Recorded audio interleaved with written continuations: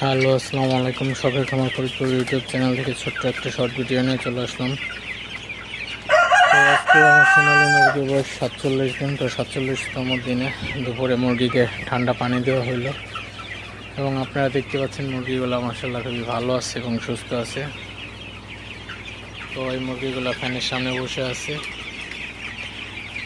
তো রোদ না থাকলেও প্রচুর পরিমাণে গরম পড়ছে। আসলে যদি একটু জুম ইন করে দেখায়,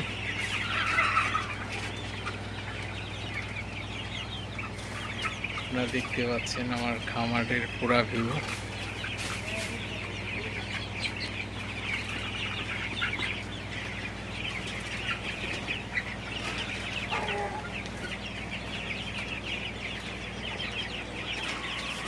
তো আপনাদের জাস্ট ভিডিও দেখাইলাম, কোনো বিষয় নিয়ে আলোচনা করলাম না।